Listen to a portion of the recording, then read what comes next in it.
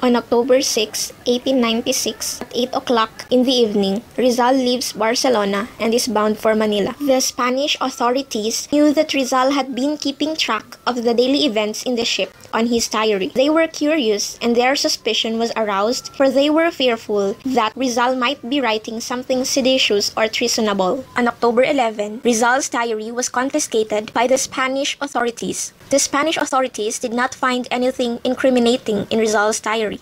The diary was then returned to Rizal on the 2nd of November.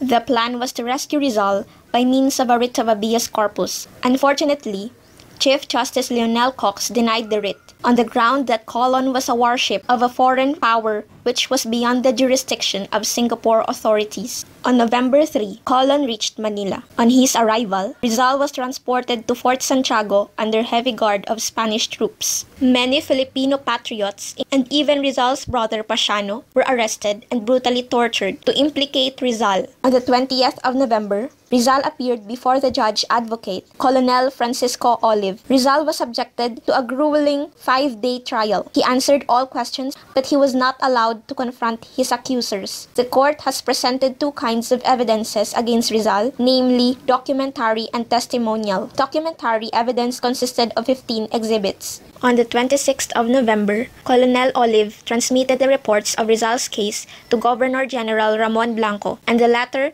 appointed Captain Rafael Dominguez as special judge to take action against Rizal. After studying the documents, De la Peña recommended the following. 1. The accused be brought to trial. 2. He should be kept in prison. 3. An order for payment of 1 million pesos be issued to Rizal. And 4. He should be defended in court by an army officer.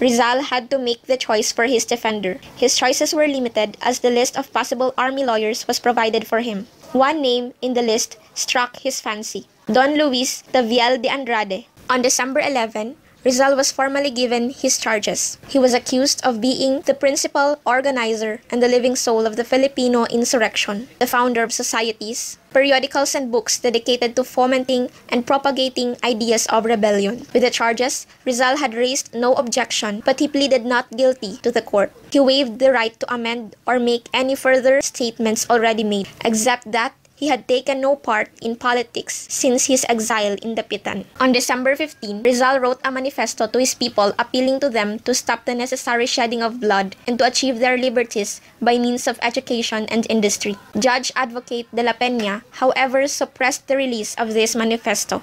On the 26th of December at 8 o'clock a.m., the court-martial of Rizal started in the building called Cuartel de España. Seated behind the table were 7 members of the military court. The trial was opened by Judge Dominguez, who explained the case against Rizal. After him, Attorney Alcocer rose and delivered a long speech summarizing all charges against Rizal and urged to give him a death sentence. The spectators applauded the petition of Rizal's death. After all accusations have been read, Lieutenant Taviel de Andrade took the floor and read his eloquent defense for Rizal. However, his defense proved to be of not much use, as the Spanish officers had already prejudged Rizal guilty of all accusations. When Lieutenant Andrade was seated, the court asked Rizal if he had anything to say. Rizal then read his defense for himself, which he had prepared in his prison cell.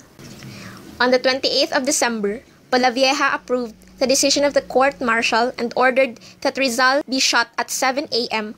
on December 30 at Bagumbayan Field, Luneta.